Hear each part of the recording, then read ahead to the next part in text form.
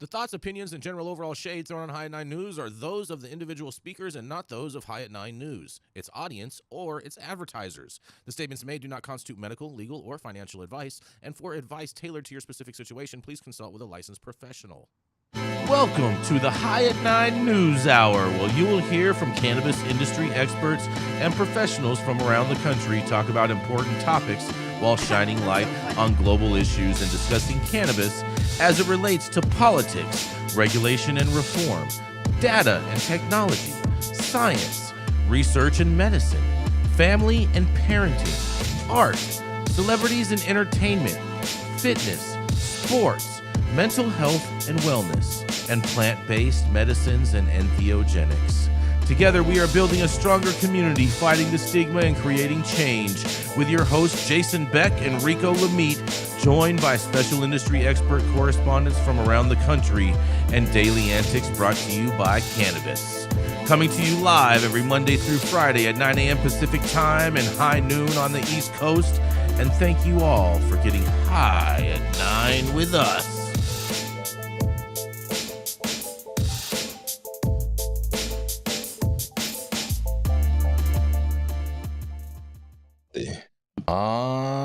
Yeah, you guys. Good morning, everybody. Good morning, Jason. Yes. Happy Thursday, you guys. It is Thursday, December 12th, and today it must be National Law Enforcement Day because it's 12/12, you guys. What do you have to say about that? Ew. It's also National Ding-a-ling Day, you guys. Oh, wait, hang on. Pause. What? That's right, National Ding-a-ling Day. Yeah. Are you getting these from a new website, Jason? No, Some I'm of these not. Recently have been. Man, you know, new year, new things, bro. New year, new things. National Ding-a-ling Day, you guys. It's a real thing. New Ding-a-lings? Yeah. Shout out to Ding-a-ling.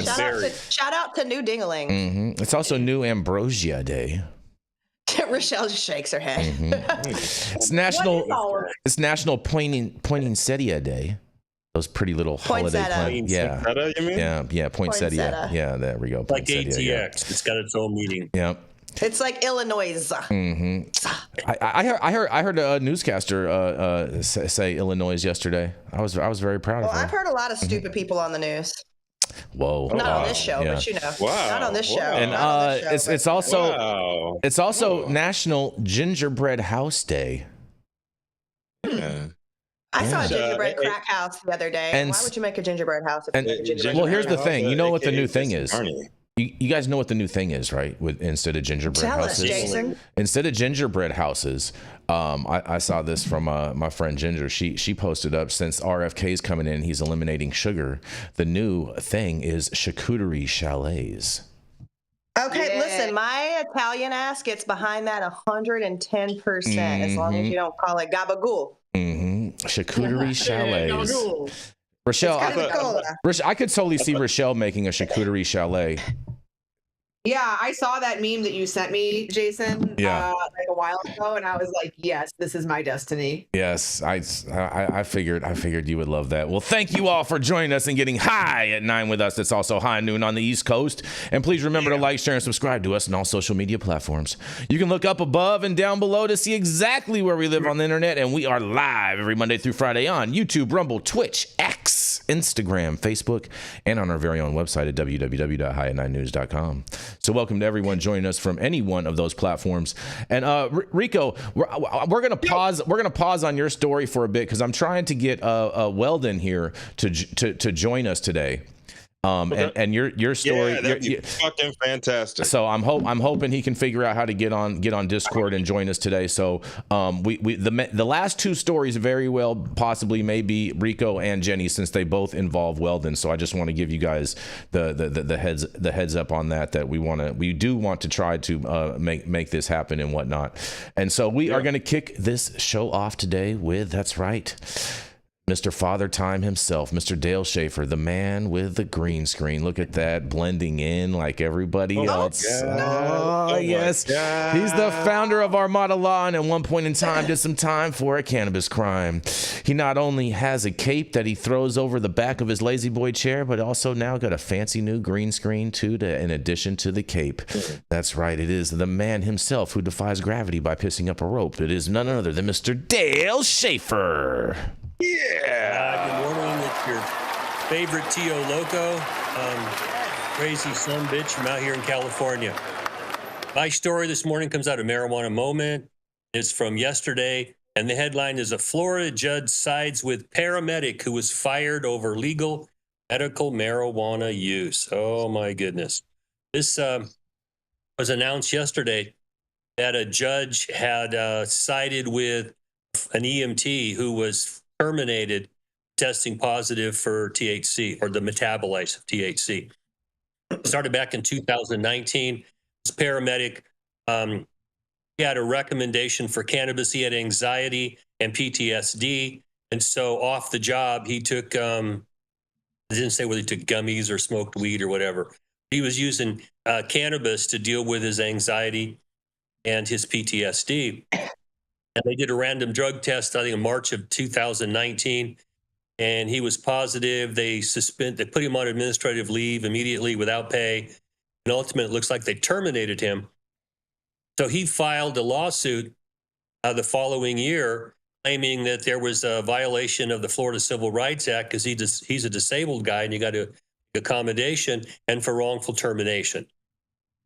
Now, many states have these kinds of laws where they put into statutes or in their constitution where they list civil rights and who you can't discriminate against.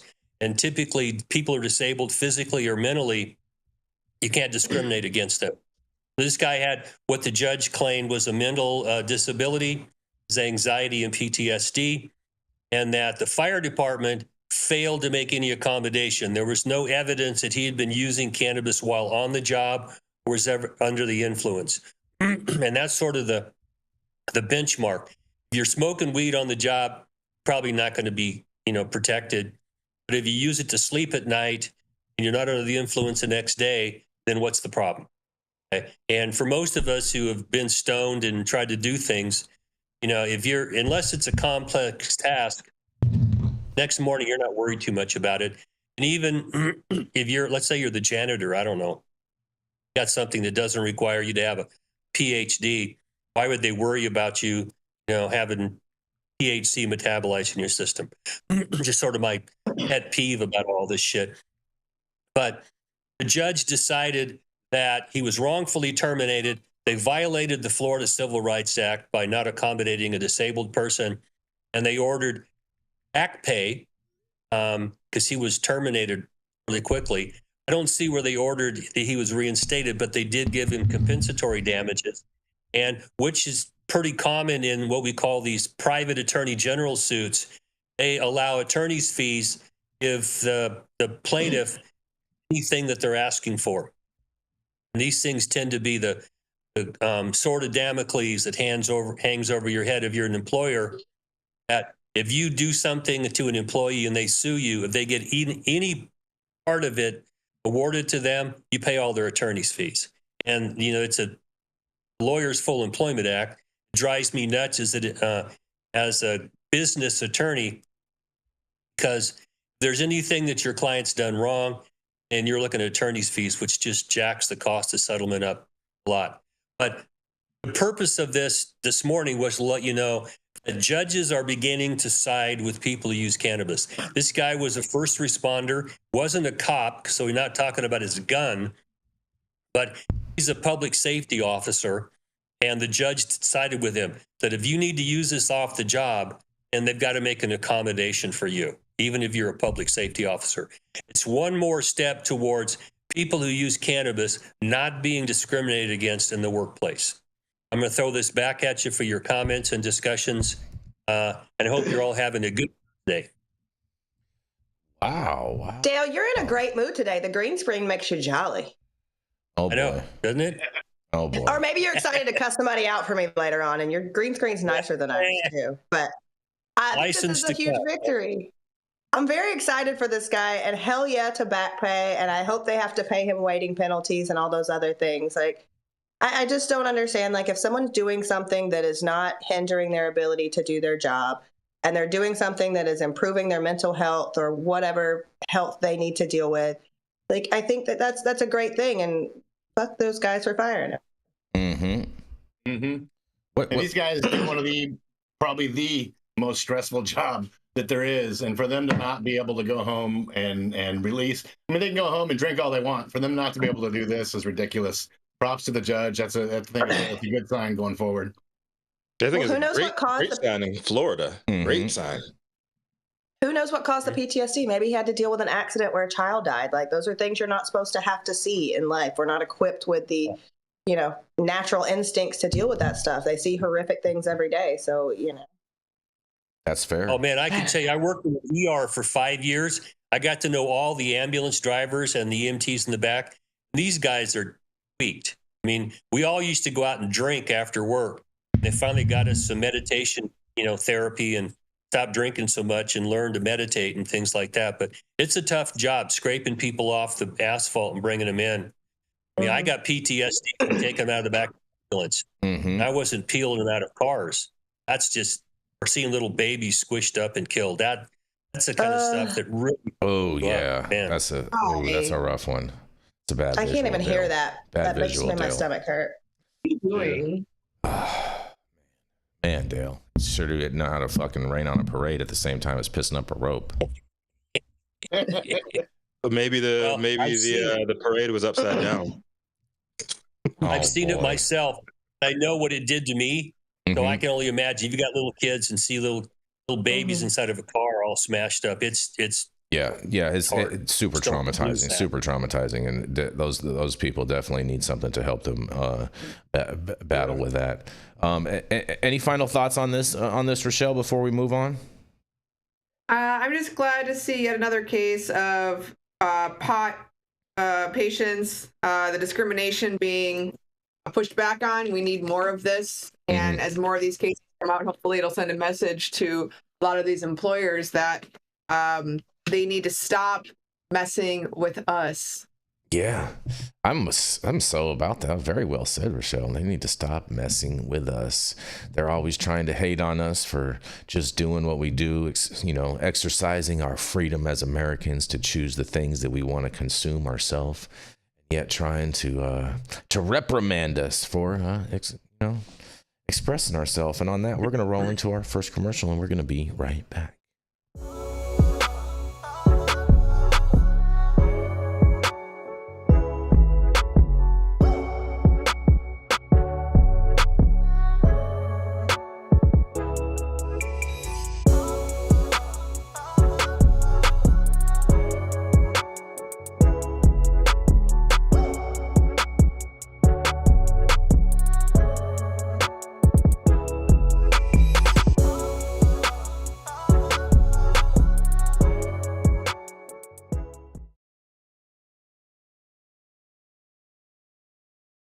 Back. Jenny Beth got jokes back here. I love it. So make me laugh, get me off my game. But up next, you got game now all of a sudden, huh? I make men better men. What do you want, Rico? Oh, look at that! You knew she was gonna kick it in with something, bro. You couldn't. She couldn't help herself. You want, Rico? She couldn't help herself. Up next, we have the cannabis industry's Lego champion of the world. She's a cannabis and psychedelics reporter, editor at Green State, and industry phenomenon. Coming up and bringing us our next story, it's none other than Rachelle Gordon. Whoop, whoop. Lego champion. You like that? Of the world, Craig. Of the world, Craig. Of the world. I love it. Mm-hmm. So I hate that I am reporting this story, but it has to be told because it is the truth. In a painful pivot, Minnesota is scrapping its plans for early pot licensure. Early being relative, given that Minnesota legalized a year and a half ago. And yet, no licenses have gone out. So what's the latest? Let's hear it. Minnesota cannabis consumers will have to wait even longer to easily access legal pot. An initial plan by the state's Office of Cannabis Management gives certain qualified license applicants a head start has gone up in smoke following a series of lawsuits. On Wednesday, OCM announced it was abandoning an early pre-approval lottery set to take place this past November. The idea was to allow people who had been disproportionately affected by prohibition, aka social equity applicants, a chance to kickstart their businesses. A small number of them would have also been able to begin cultivating cannabis, so the state would have a robust supply when dispensaries eventually opened. The state's denial of several applications led to a judge placing an injunction on the November lottery. The move to scrap the pre-approval process altogether is seen as yet another roadblock in Minnesota's slow-moving rollout. Quote, the OCM terminated the social equity license pre-approval process altogether and decided to move forward with opening a standard licensing cycle for both social equity and general applicants beginning early in 2025, explained Mitchell Chargo, a partner with Minneapolis-based Shaw and Culbertson law firm. But the decision was made to avoid further delay, and risks to Minnesota's social equity program. Officials at the OCM released a new timeline, setting a tentative target of May or June 2025 for the licensure lottery. Social equity applicants and general applicants will still be placed into two groups, with available licenses split evenly between them. In a press release, the OCM also clarified that applicants denied entry to the pre-approval lottery will be given a chance to correct their mistakes and potentially enter the general license lottery as well. The 648 applicants who qualified for the November lottery will automatically be entered in the next round. They may also choose to withdraw their applications and get a refund of any fees. Certain license types that do not meet the entry cap threshold will see applicants automatically move forward in the licensure process. This includes testing and distribution, aka they didn't have enough applications to warrant a lottery. Jen Reese, an attorney with North Star Law, represents a number of plaintiffs who challenged the November lottery. She told Green State the decision is bittersweet, will ultimately lead to a smoother path to licensure for qualified individuals. Oh, this is a painful pivot for many, she said. We're glad the OCM heard us to some degree and established a process whereby denied social equity applicants can choose to get their application fee refunded or get information about how to fix their application in the next round. Leah Colcross, a social equity applicant who qualified for the November lottery, was not dissuaded by the delay. She expressed disappointment over the challenges in obtaining real estate and funding she may have secured via pre-approval. However, she believes the decision will only give potential operators more time to get their proverbial ducks in a row. Quote, I'm glad there is a path forward for everyone, and I feel it was a good compromise for those who were denied, Colcross told Green State. Assuming litigation doesn't hold up the show for the June lottery, we will get this industry up and running. We need to take advantage of the extra time we have to firm up operations so we can be ready when it's go time. The Minnesota cannabis community hopes this is the last delay in the market's rollout. The state legislature legalized adult use marijuana in the summer of 2023. So far, cannabis flower can only be purchased at tribal dispensaries, most of which are several hours away from the Twin Cities metro area. The market for hemp-derived THC drinks and edibles is flourishing in the meantime. Products readily available in bars, restaurants, and grocery stores throughout the state.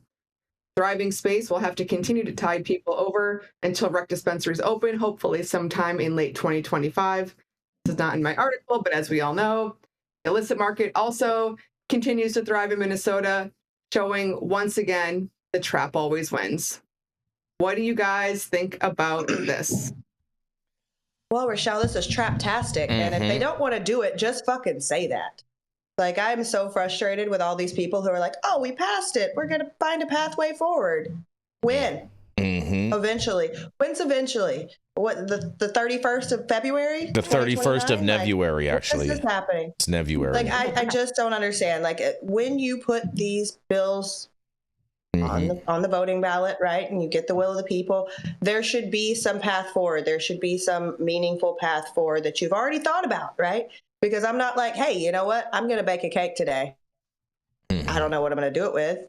I don't know when I'm going to do it. I don't know how long it's going in the oven for. You have to have some kind of forethought, and this kind of sucks. I'm sorry, Rachelle, but we'll make sure you have weed, girl. Hey, Rachelle, can we call Minnesota the land of 10,000 traps now? Yeah. And Beth, there is never a shortage of weed in this household. I feel bad for the people who can't access it, honestly, like folks who don't have a medical card, and who don't want to drive an hour or two to a tribal dispensary to get some hot hemp, flown in from Oregon. So it's the consumers that are losing, all the people who are trying to build their businesses who are stuck in a holding pattern. Like those are the folks that I feel bad for. It's like no one can move forward with their plans. I mean, we don't even have any rules on paper yet. So even if they were to give out these pre-approval licenses, no one knows what the fuck's going to go on after that. It's more like, oh yeah, like check. It doesn't actually even mean that you're going to get a license. It just means that in theory, your paperwork looks decent enough, really. So. Speaking of, go ahead, Rico. Go ahead.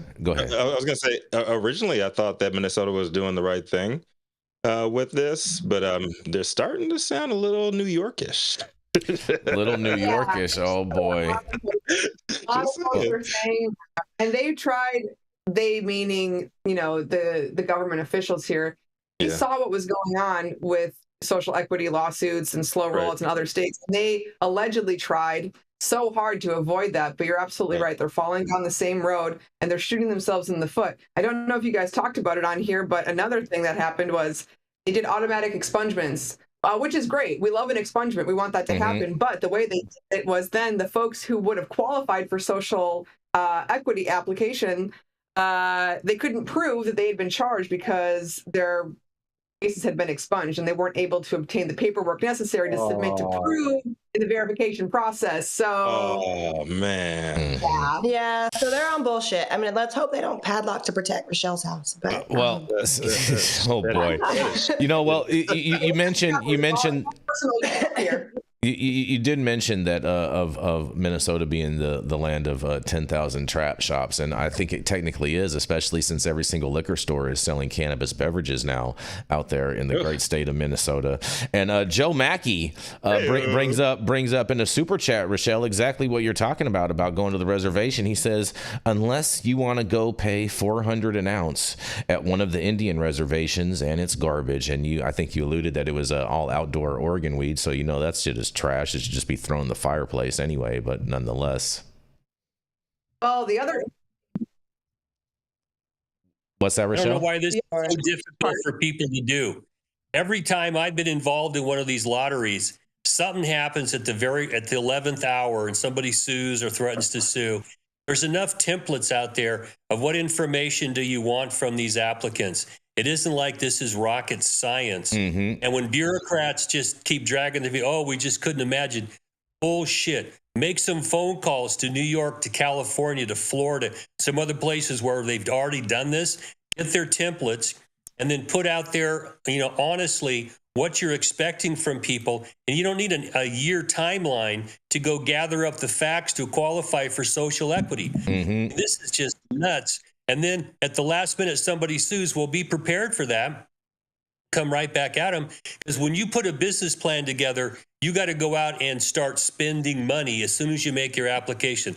A lot of these places want you to have secured real estate or things like that. And if you're ticking along at a year and a half, and they're starting over again, and you're paying rent somewhere, your business plan is in the toilet already. Well, Dale, that's too much like right, and this is the government.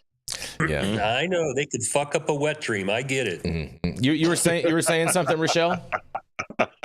I just think that it's also interesting that you can drive across the border to Wisconsin, where pot is technically illegal, and buy THCA flower also at the bar. Like there is a I love this. Brewery. I love this. This is so great. There's a brewery across the border in Somerset where they sell amazing THC drinks. And if you want to buy a doobie or an eighth of weed to go, you are more than welcome. There are CBD stores selling THCA flower. They're moving 2 pounds a week, deli style. They only sell, they only sell it to go? At the brewery, yeah. Why? How come they don't sell it for like sit around and chill, like sit on the outdoor patio? 2 pounds a week, I need to step their game up. But they're busting it all down gram for gram, Jenny Beth. Listen, you know how I feel about busting it down. I'm not busting shit That's down. 448. That's 448 sales times 2. Yeah, okay. It's 452, Jason. 453 if you want to get it right. You know that those people are only buying 448 pounds. They don't know the difference out there. Note to self: never buy a pound from Jason Beck. Is short, just like him. Haters. Stone, what do you think about? Better. What do you think about all this, Stone? You live in the land of Delta 8 and THCA. Austin. I hate the whole way the industry's handled with the lotteries, and it makes room for nefarious activities from your officials. It's just a bunch of bullshit. Treat it like a fucking industry. Let people get a fucking license and open a business. And if you fail, you fail. If you make it, you make it. Treat this like any other industry. This is stupid. I mean, Stone, but don't the only people that hate lotteries are the people that don't win? Usually, yes. Yeah, how many people win the lottery? Fair enough. I'm gonna roll into my story, you guys, before we go to our next commercial break. So my story deals with major prohibition, and Rico, you were originally going to cover this, and I'm so glad you picked it up, Jason. Yeah. I was like, there was a couple other stories that were interesting, and one of them I'm going to be on the Texas Hemp Reporter show later today, so I hope you guys will check that out later today, and I'm going to talk about Jason? it. Yeah, I'm going to talk about it. They're in Dallas. They're talking about adding cannabis to their non-smoking ordinance, but what they're personally are referencing vaping, and so I'm going to talk about that story. Stone, I almost covered that, and then there was another story I almost covered but didn't make the cut. That was involving employers in New Jersey and whatnot, and I thought it was kind of too similar to Dale's story. So I decided to go with this because we have to call out these prohibitionists, and I'm really disappointed to hear this individual stance on cannabis, mainly due to the fact that he is such a large part of the HIV/AIDS community and raises so much money for HIV/AIDS awareness and cures, and to put an end to this devastating disease, that he's taking this type of position. And my feelings are kind of hurt about this, you guys. So I'm just letting you know in advance. So be gentle. Because Elton John called the legalization of marijuana in America and Canada, that's right, you guys, get ready for this, one of the greatest mistakes of all time, you guys. That's right. Elton John minced no words explaining his stance against the legality of marijuana in America and Canada while speaking with Time magazine, which selected the prolific piano man as its 2024 icon of the year. And I think it's important to note they also chose President-elect Donald J. Trump as the person of the year. So shout out to them on a good pick. You know what I mean? And Elton John opened up about his past drug use and expressed his strong opinions against the legalization of marijuana in the United States and Canada. In a quote, he says, "I maintain that it's addictive. It leads to other drugs," John said. "And when you're stoned, and I've been stoned, you don't think normally. Legalizing marijuana in America and Canada is one of the greatest mistakes of all time," he said. Time reported that John has helped several other artists recover from their addiction since going sober himself, serving as Eminem's sponsor and sending British pop star Robbie Williams on his first trip to rehab. One performer he was unable to help was George Michael, he states, in a quote, "It's tough to tell someone that they're being an asshole, and it's tough to hear," John said. "Eventually, I made the choice to admit that I'm being an asshole." John, who was first introduced to cocaine in the mid-'70s by his lover-turned-manager, John Reed, explained that his views on marijuana stem from his own personal battles with drug addiction. And a quote says, "You make terrible decisions on drugs," he said. "I wanted to love so badly. I'd just take hostages." That sounds like some Pizzagate to me, but nonetheless. And then continuing, the quote says, "I'd see someone I liked and spend 3 or 4 months together, and then they would resent me because they had nothing in their life apart from me. It really upset me thinking back on how many people I probably hurt." You guys. Well, lots of prohibitionist talk from the Mr. Piano Man himself. And I just wonder how many people are going to boycott his concerts because he is advocating against the plant and plant medicine, especially a plant that has helped so many HIV and AIDS patients over the years maintain the quality of life in their last days. And I can't wait to hear what you guys all have to say about this. Fucking none of them. We're all still going to listen to the Piano Man. Come on. Hold me closer, Tony Danza. I don't know, man. I saw the story and I thought about taking it, and I didn't touch it. He's sober. He's going through health problems right now. He's lashing out. He's speaking out of his. Elton John, I want to tell you that you're still being an asshole. Maybe you were an asshole before. Maybe you've always been an asshole, but to put down the plant the way you're doing is absolutely ridiculous. Is that why they say? Is that why they say you are what you eat, Stone? Oh man! Boy. Oh man! Oh man! Oh man! Oh man! I'm just asking. Jason, this is a morning show. Just I would asking. argue he's being more of a dick than an asshole in this. Bless. Rico, why did you do this to me? Oh, sorry, man. I would tell him to eat a bag of dicks, but you know, it's not his birthday. He's already done that. Oh yeah. I got no chill. Yeah, well. Listen, I think on a serious note, this is really disappointing. I don't understand why. Like, he didn't need to say anything. So when you have nothing good to say, do what Bambi's mother said and say Thumper's mother, excuse me, and just don't say anything if you don't have anything nice to say. Like, why? This is such an unnecessary comment. I mean, I don't know if he had a fun weekend with Kevin Sabet and felt like he had to come speak out afterwards, or what's going on. That's what it sounds like to me. That was my first initial impression, Jenny Beth. Is he really on his deathbed? No. I don't doubt that he has drug problems, but the drugs he had problems with was not exactly. And the article even states it says that he was first introduction to drugs was cocaine. So his first introduction wasn't even weed. So we can't even use the argument that cannabis is a gateway drug, which most of these people do. Like this, that's probably why he doesn't want to fuck with weed. Yeah, because he likes cocaine too much, huh? You start strong, man. He's too chasing that dragon. It's too much of that sugar booger, baby. Oh boy. Mm-hmm. Well, I've been to tons of meetings with drug addicts where we talked about their behavior and things like that. When you ask a drug addict their opinions, you have to put it into a special category.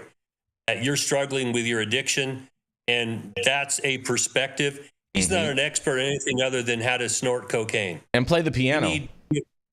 But we're not talking about playing the piano. We're talking about drugs. He's a drug addict. So you ask a drug addict how to get off of drugs. They're successful. You don't ever stop them. Go talk to Nancy Reagan. Her dad was an alcoholic. What did you think? Never touch him. I know. At least Trump's brother was an alcoholic. He's willing to look at this and not be so ironclad about it. And vote for it. You talk to somebody who struggles with addiction, you're going to get either leave them alone, harm reduction, or don't ever fucking touch this. It's horrible, blah, blah, blah. And that's what we're getting at Elton John. You know why Elton John liked cocaine so much, I think? Stream ended. Because he's so good on them ivory keys, you guys. Stream drop, Jason. Adam, is this true, Adam? No, we're going. Yeah, we're live, bro. I don't know what you guys are talking about. We're the going. stream has ended. No. Really? No, not on my end. We're going. Not on my end. We're live, you guys. You guys are tripping. I tell you what.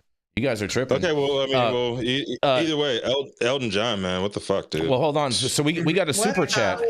We got a super chat from a first-time super chatter, so thank you so much, Robert Severa, who says 437 and 438 are made legal today in Nebraska. So congratulations, Nebraska. You guys are getting just a little bit closer to having some real access out there. You guys are going to be hucking corn. You know what I'm saying? Shout out to the corn huskers out there in Nebraska. Playing football, shucking corn, and smoking weed. Mm-hmm. Football, baby. It's bowl time. You know what I mean? Mm-hmm. Speaking of bowls, we're going to roll into our next commercial, and we're going to be right back. I just ordered the summertime strawberry salad when added steak on top here at Anna's. Make sure you do the same thing too next time you're in downtown Long Beach. Come on down and check out Anna's Joint on the 400 block of Pine Street. They have amazing selection of beers, foods, and when you come down here to Anna's, you can even challenge me to a game of shuffleboard if you want to lose.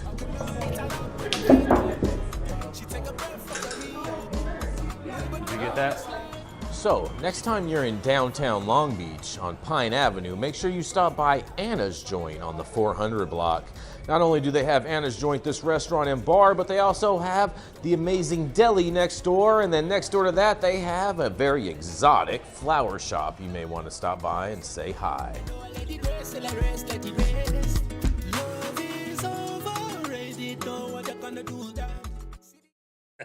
All right, stop whatever you're doing. Make sure that you hit that like button. I know we'll appreciate it, you'll appreciate it, and YouTube will appreciate it. Also, make sure you subscribe to the channel if you've not subscribed already. And we did hit 5,000 subscribers at the beginning of this week, so we want to thank all of you that have subscribed to the channel. And please share the channel with your friends so that we can top the 10K marker soon, because you know we are having a big giveaway on that day. And speaking of big giveaways, we're gonna roll right into our next commercial, and we're gonna be right back. All right, you guys. Well, we have just crossed the 4,000 subscriber threshold, and we want to thank all of you that have subscribed. But we need to do more. We need to get to 10,000 subscribers. And as a thank you to all of our subscribers, I am going to hook up a half a pound of cannabis. That's right, you guys. We are going to hook up a half a pound of cannabis to our subscribers. That's right. 8 of you will have the opportunity to receive 1 ounce of true classic OG if you are chosen. And if you're wondering how you can get your hands on one of these 8 ounces, all you have to do is subscribe to my YouTube channel. That's right, High at 9 News on YouTube. Make sure you hit that subscribe button as well as that notification bell when you do. And you could be enjoying an ounce of cannabis right here, or here, or here, or here, or here, or here, or maybe even right here in the studio with me. Make sure you hit that like button and share this post, because it may increase or not increase your chances of winning.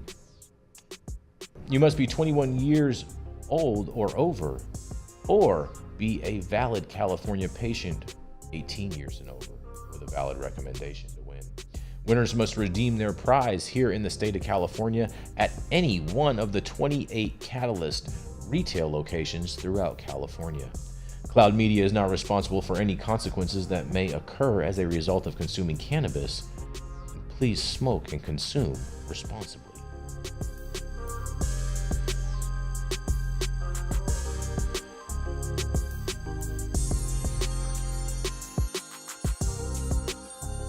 And remember, I'm Jason Beck, and I only smoke the best weed in the world. And if you want to smoke as good as I smoke, then you need to make sure that you're a winner in this competition. And we are back, you guys. Are you glad to be back, Jenny? Oh, and here. I'm glad that we're here. We're here. Or even here. We're here. And you guys were there. Here. And look at Stone. We're here. Yeah, and Stone is about to be up here. But he is. But our next correspondent is neither here nor there. He's in the ATX. Yes, Austin. Instead of taking the easy route, sinking to new lows in life like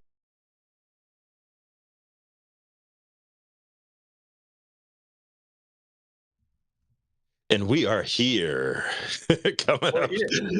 Coming back straight out Jason Beck's favorite acronym, ATX. Instead of taking the easy route, singing to no new lows in life like the rest of the local Austin Delta 8 dabbers. Our next correspondent hit the high road, and he's coming to bring us a little bit of that Texas heat, because it's a little chilly out here in California today. It's none other than Stone Slade.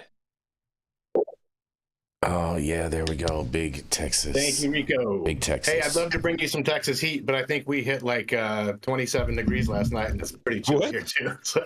Oh, you know where Ted Cruz is going? Oh, it's because he's headed to Cancun. Cancun, Ted. His baby is cold outside. All right. Let's talk about San Francisco, a city that's become infamous for turning dreams into paperwork nightmares. We've all heard stories, the bakery that can't open its doors because of construction delays, the homeowner battling permits over a shed, and now we've got a church that's had enough of it all. Not just any church, mind you, but the Church of Ambrosia, a sanctuary for spiritual exploration through cannabis, magic mushrooms, and other psychedelic sacraments.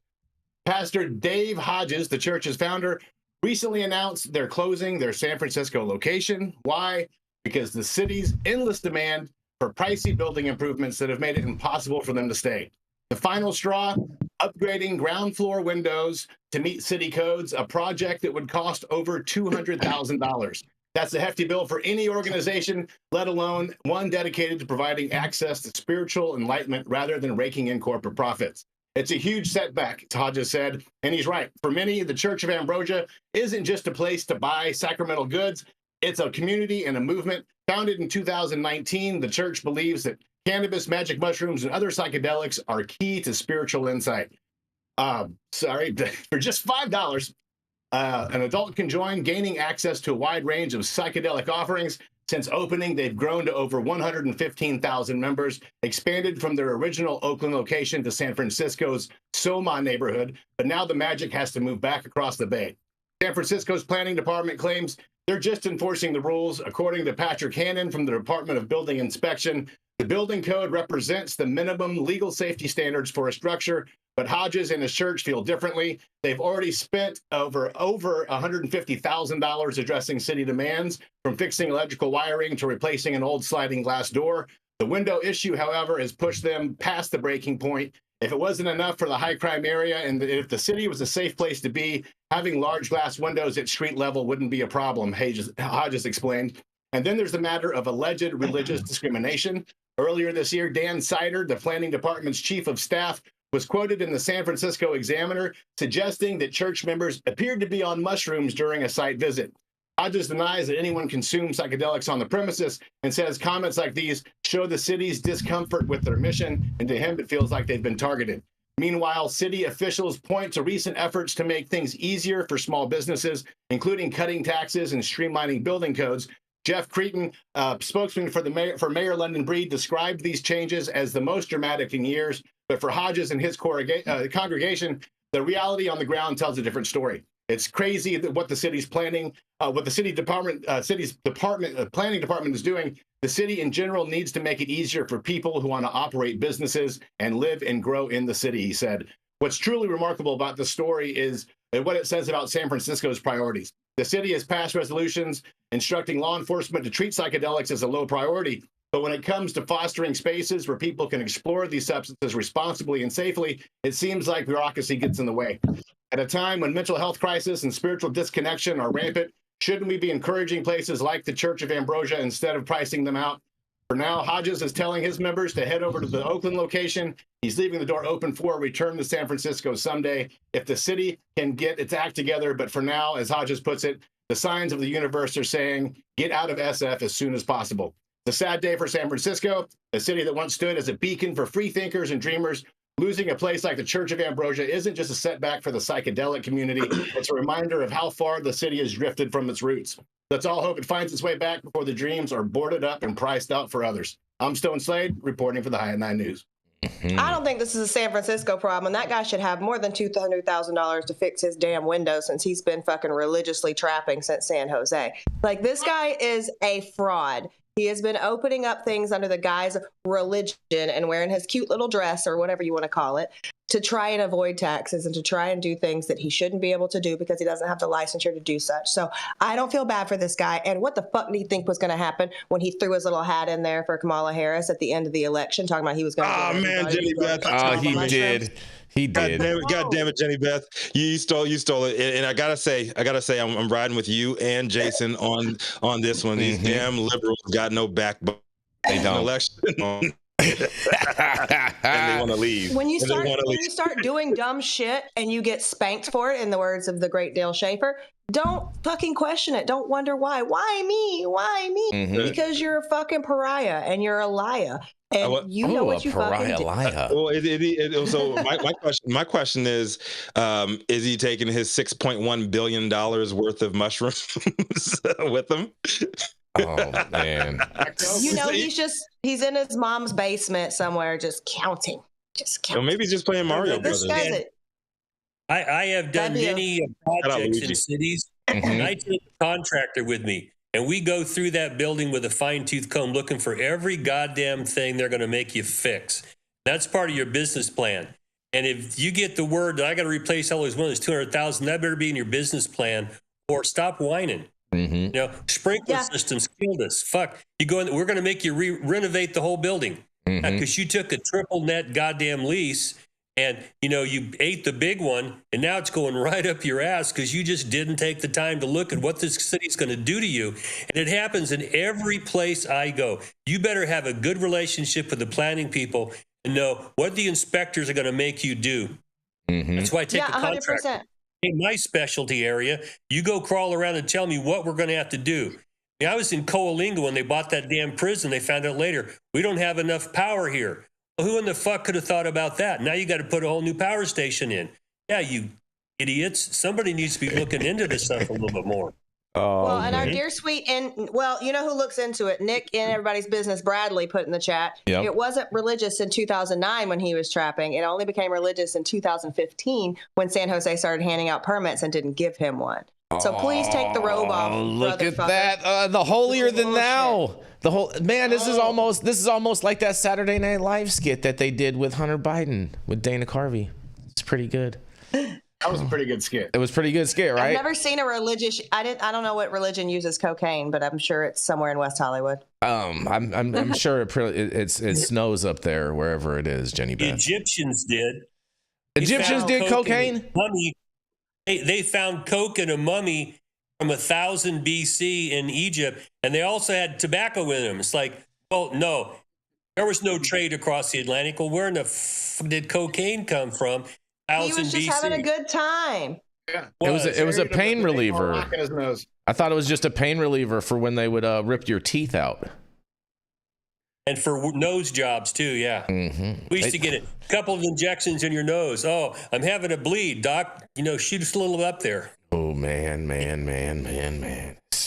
guys are a lively bunch today. We're gonna keep this train rolling. We're gonna roll right into our next commercial, and we are gonna be right back.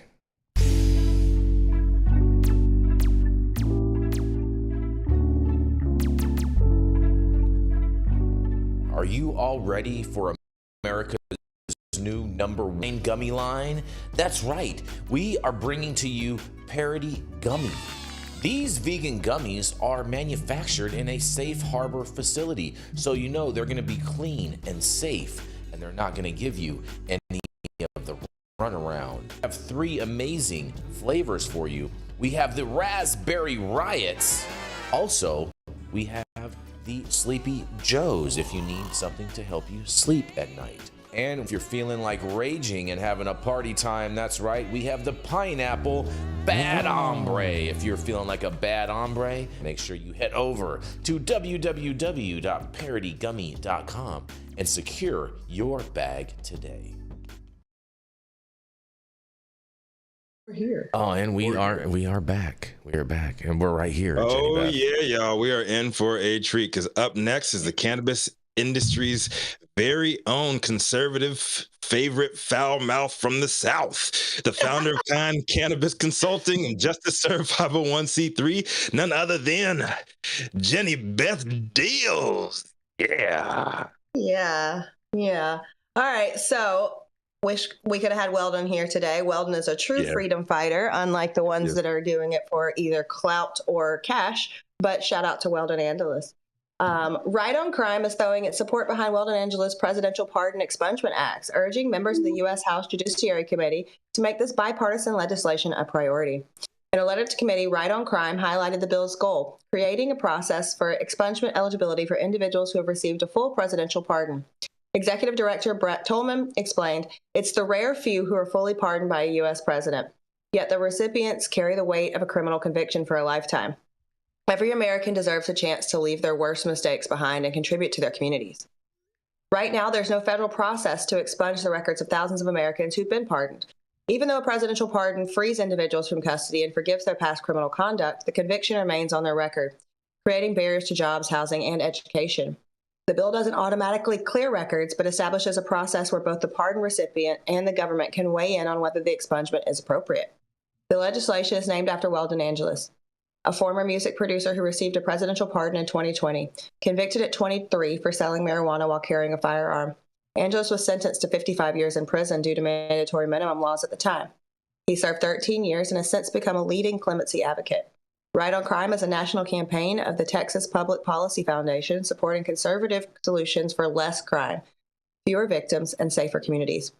For more on this information, you can visit rightoncrime.com or contact Tanya Kerr. So I think this is awesome, and I would love to see this happen. This is about restoring people's rights, restoring their lives, and this needs to happen. It's high time that we fix these things, and a pardon doesn't change anything. Does it, Dale? Throwing it back to you guys. Oh, man. It doesn't remove it from your record. No. And if the felony is the problem, trying to get employment, and they run your background, it's still there. And the other thing that I really object to is that people say, oh, you want to fix our mistakes. The mistake I made was daring to look the government in the eye and tell them to go fuck themselves because what you're doing is wrong. So I got 5 years in federal prison for daring to tell them they were wrong. And whether or not that's a mistake, I didn't shoot a CEO of a healthcare company, but, what I did and a lot of other people, and Jason, you're in this category too, is that we knew that we were standing on the other side of a federal line, and we were hoping that they would stay out of our business and let us move forward and get this industry going. And my ex has balls the size of the state of New York, but she's the one that poked the bear so much. They decided we're going to come make an example out of you.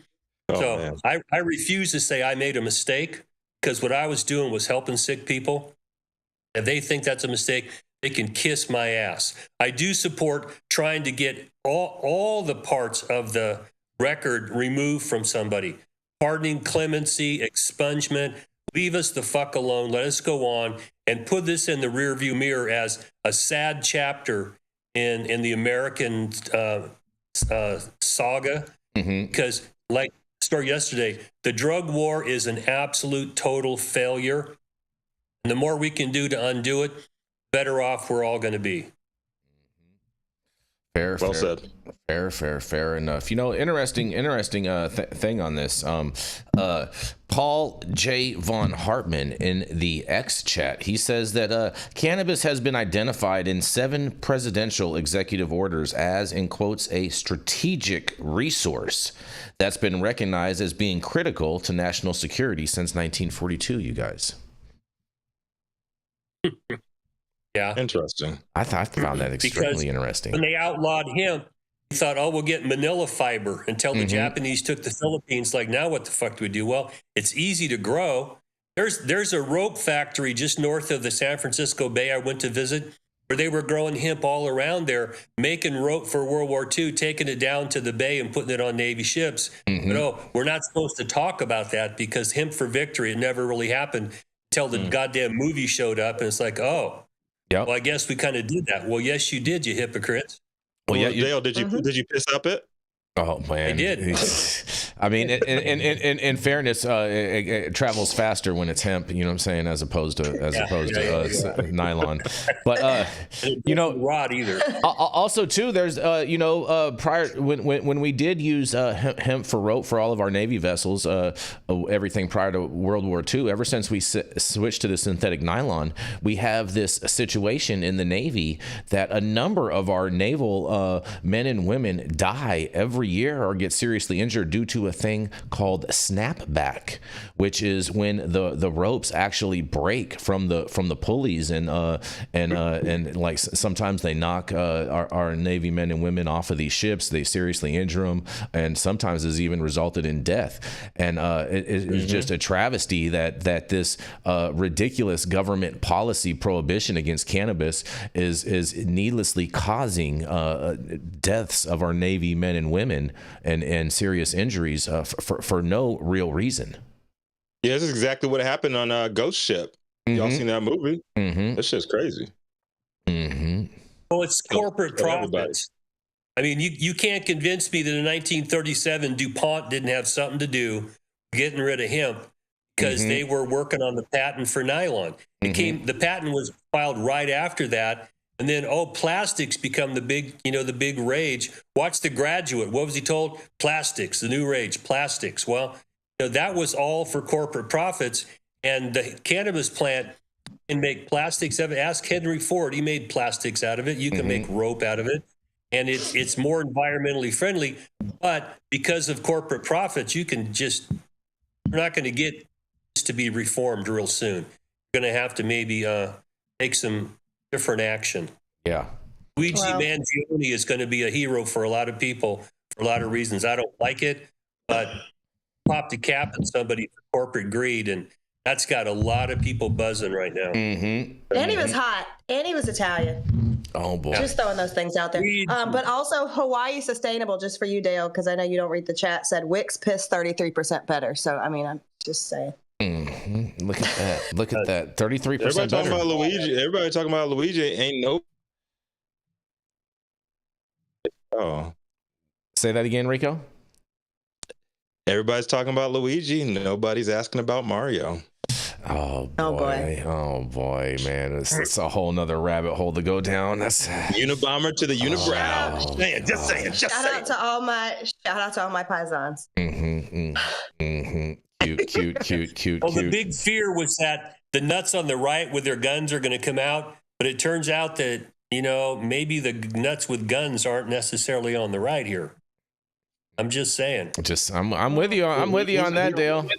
Who's to say anybody's right these days? Just saying. I know I'm right. I know I'm right. You don't even got to question that, Rico. I don't even understand why we need to have conspiracy hour, man. But man, I'm down to do that. We do need to create some additional content that will stream specifically on X, because we are in the process of having paid memberships on there, and so we do want to produce some additional content that will be exclusive for our subscribers over there on X. But so as soon as we get that all. Sound of that, Jason. Yeah. All I heard is Jason said we're on the way to getting paid.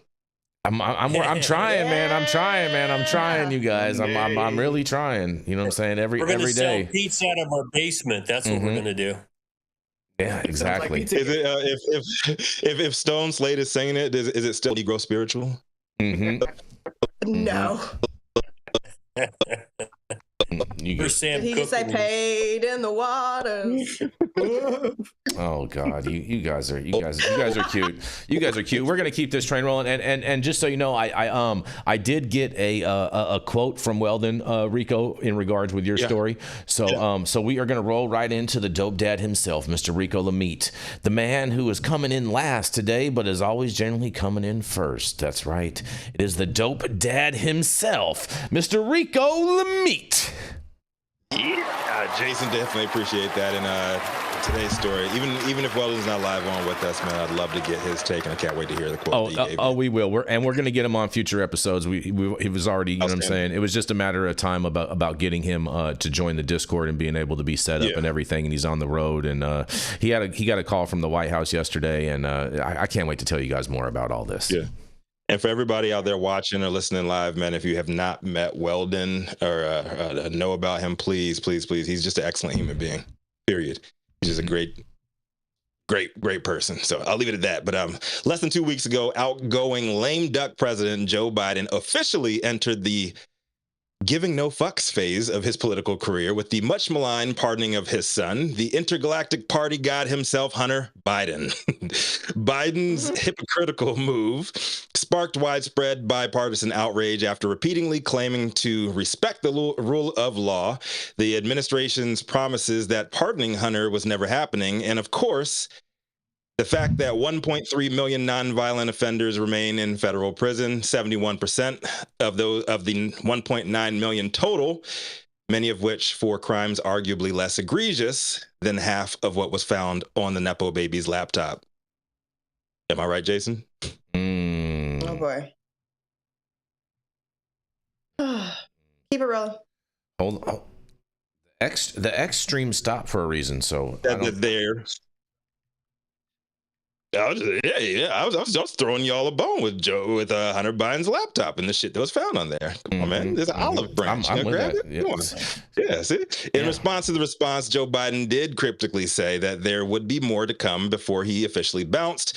And I guess today begins that more to come period, because this morning the White House announced that President Joe Biden commuted the sentences of nearly 1,500 individuals and pardoned 39 others convicted of nonviolent crimes, marking the largest single-day clemency action by any U.S. president. The official list of names and crimes of those pardoned had yet to be released by the time I wrote this morning on justice.gov, where you can usually find all the names of those that have been pardoned. But news outlets were told that the majority of commutations applied to those placed in home confinement during the pandemic, while pardons included convictions for marijuana possession and other nonviolent offenses. The White House emphasized Biden's commitment to reuniting families, strengthening communities, and reintegrating individuals into society. The clemency follows Biden's earlier convictions, such as pardoning people convicted of simple marijuana possession and addressing inequities in sentencing, including for military members penalized under past anti-LGBTQ+ policies. The decision reflects Biden's efforts to rectify the consequences of past legislation, including the 1994 crime bill that he supported as a senator, which contributed to mass incarceration. Advocates have urged Biden to use his clemency powers further to address long-standing sentencing disparities, particularly for drug offenses. Republicans have criticized the pandemic-era home confinement policy and sought legislature to return affected individuals to prison. Biden's announcement also raised concerns about potential future actions by President-elect Donald Trump, who has pledged retribution against perceived adversaries. White House officials are considering blanket pardons for Trump's targets to prevent such retaliation. Biden indicated more clemency actions may follow in the coming weeks. Well, I guess we will have to wait and see exactly who's on this round's lists, what they were in for, and given his last mass marijuana pardon, if these pardons even fucking matter. As a father, I understand why Hunter Biden's pardon came first, and to be honest, I never believed a single time he or Karine Jean-Pierre claimed that he would do otherwise. But I do think that the fact that he took care of his son first before the rest of all of these other people and whoever comes after these people, I should also add that I think it was a terrible look for Biden's legacy and diminishes the significance of every other pardon commutation and clemency that he gives going forward. To me, it says that his priorities were always him and his family first, something that he and all of his supporters that he's had up to this point claimed made him different than Donald Trump. Those are just my thoughts. I'm Rico Lamitte, the dopest dad on the street for Hot 9 News. I'm sure Jason and the team got plenty to say about this one. Yeah, you know what the good thing about his legacy, that being his shitty legacy? He's never going to remember it, Rico. You think he remembered the pardon? Yeah, I don't think he remembers it. No. I think Jill wrote it and he signed it.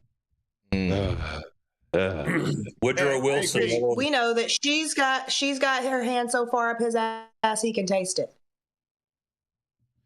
Oh man. He's a doctor. I thought we lost audio. No. What happened? Yeah, man.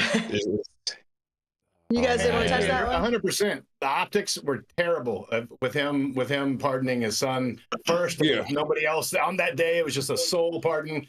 Terrible outlook. obviously, let's see what we have going forward. I'm going through some of the names that got released about 46 minutes ago. They're not really giving specifics, but there are a few on here that do say nonviolent drug offenses. So I'm gonna. Yeah, that's what I said. They didn't list the name or the offenses yet. By the time the article came out this morning, so I don't know. We'll have to wait and see what goes on with that. But I don't see why he didn't do Hunter Biden. Like at the 11th hour on the last day. Maybe. I mean, actually, I do, because I mean, what if he doesn't last that long? And there's no shot at Joe Biden. It's just like, yo, dude's old as fuck. He's barely walking. He's walking into trees in the rainforest. Maybe they didn't think he'd last that long. But I do think they should have pardoned all these other people before his son. It's just terrible. Well, I mean, this is why he did that first. Together. Those two old fuckers, they need to go. I'm happy to see anybody get relief from the draconian federal drug laws, because they really are over the top. 94 crime bill brought conspiracy into all these minimum mandatories. And from that point forward, it's just been a god-awful mess. The basis of dealing with the individual who's using for personal use does not apply to most of the cannabis crimes that I'm involved with, because most of us that were doing this, it wasn't simple possession. Okay, I mean, I had a disabled vet driving weed to somebody's house to give it to him. Of course, I grew it. So, no, I'm a manufacturer and I'm a distributor. And so it wasn't just simple. They didn't even charge me. They found 2 pounds in my closet, didn't charge me with possession. Got me with manufacturing and distribution.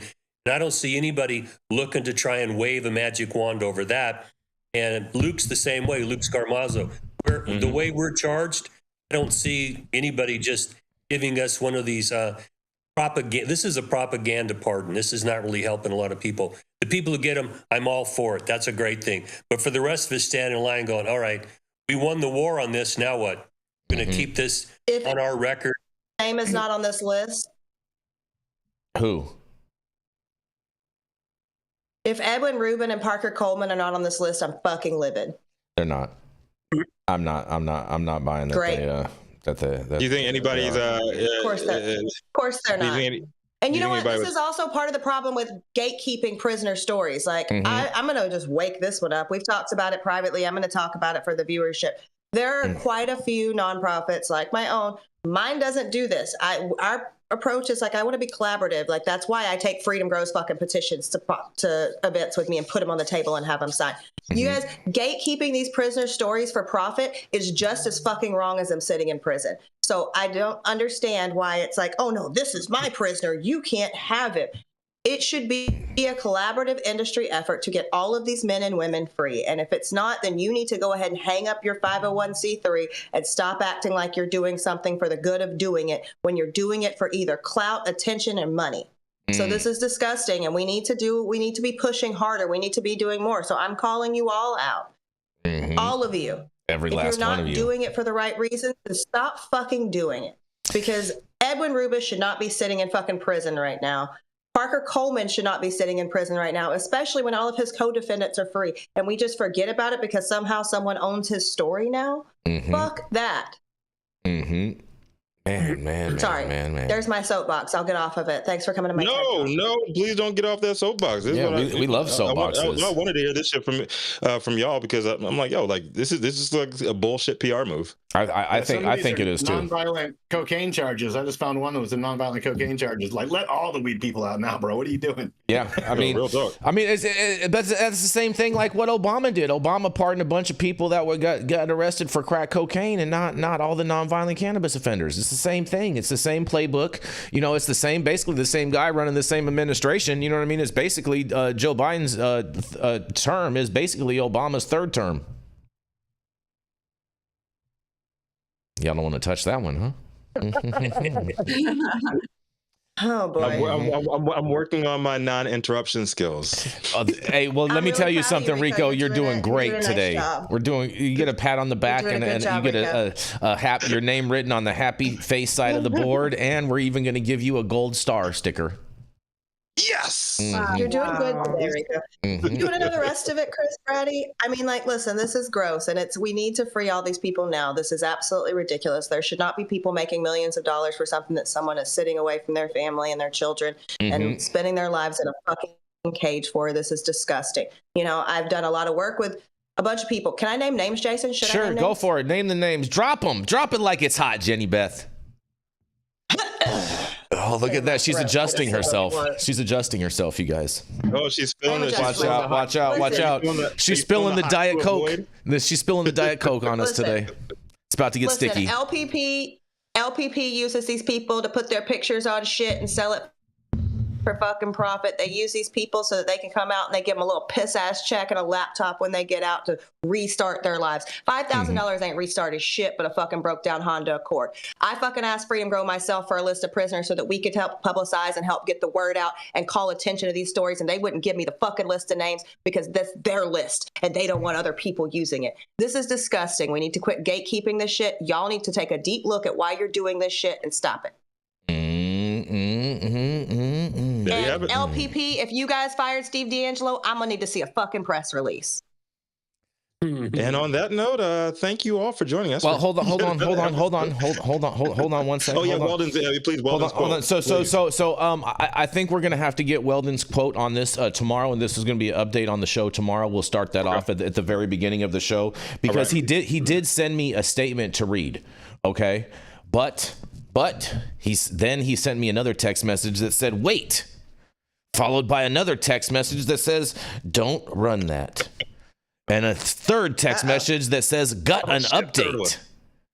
So with that update, we will continue this saga of the Joe Biden fake pardons and fake clemency and doing nothing but pandering to voters and gaslighting the whole community during the lame duck session because he is the lamest duck of all. I'll tell you what, Jason, I'm pretty sure that our audience would rather hang with Cliffs than Chad's. That's cute. Thank you all for joining us for yet another episode. Let's hang with Thomas Anderson, Matthew Nika, and Rory Meeks, who work cannabis prisoners who were released. Oh, that's amazing news. That's what I'm talking about. There are 3 names. There we go. Please shout out. Can you state those names one more time, Jenny Beth? Make sure that everybody gets this information right here because this is big news. And Thomas Anderson, Matthew Nika, and Rory Meeks. Congratulations to them. You're going to go home to your families and spend it with the holidays. That is fantastic news. And let's make sure those folks get expunged too. Just the fact that they're going to get to spend the holidays with their families, bro, is huge with a capital Y. I hope so. So Bernie Sanders said that before Donald Trump. Thank you all for joining us for yet another episode of High at 9 News. You can catch us live weekdays 9 a.m. Pacific, high noon on the East Coast. Big shout out to the super fans getting their comments posted live on the big screen and announced live by the team. We got a few today. Yeah, we had a few today. Yes. Let me see if I can find them. One of them was brand new. Robert Severia. And I'm sorry if I murdered your last name, Robert. We had I don't remember who the first one was. I'm not sure if it was Emmett or if it was the Suitors, but I know that we had one more, and so I apologize, but it's not showing me on my feed anymore. I don't know why. They used to just all appear at the top, and now I don't know. Chat's popping. If you send us one earlier and we did not call that out, please let us know so we can. Oh no, we read it. We read it on the show. I just don't remember who actually it came from. So I apologize, but we do appreciate all of the support and all the super chats. So thank you all so much. Absolutely. Also, our live audience and online supporters catching us across all media platforms, tuning in each day to the headlines of chaos, also known as developing cannabis industry, whether it's here on YouTube or over there. Joe Mackey. As Jason would say, it was Joe Mackey. Here it was Joe Mackey. It was Joe Mackey. Joe Mackey. Yes. Big love to Joe Mackey. To our vetted correspondent team tuning in from all over, bringing us much needed variety of perspective and your respected opinions to the table. Our production team, Cloud Media Partners, all the sponsors keeping the lights on and AV struggles to a minimum.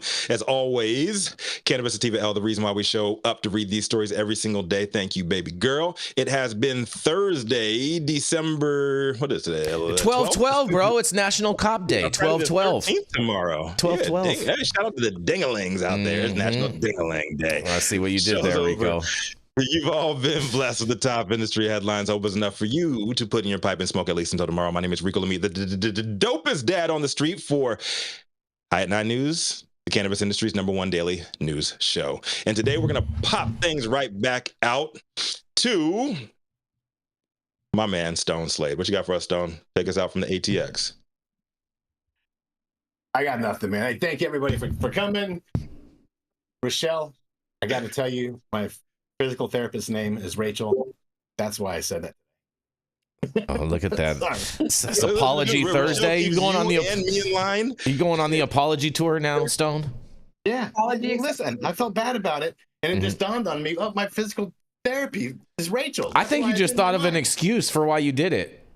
Hey, Jason, fuck off.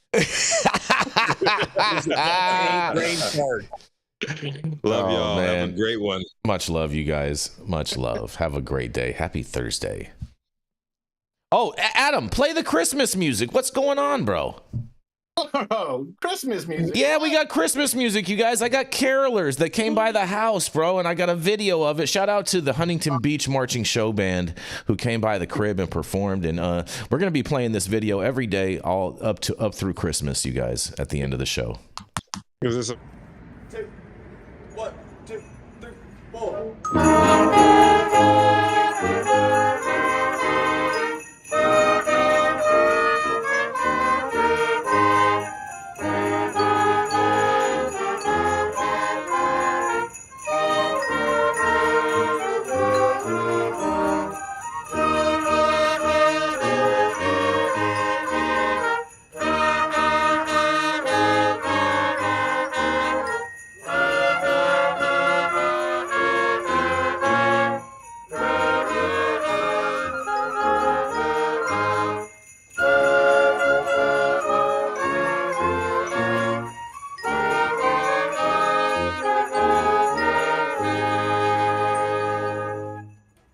Very nice, you guys. Merry Christmas.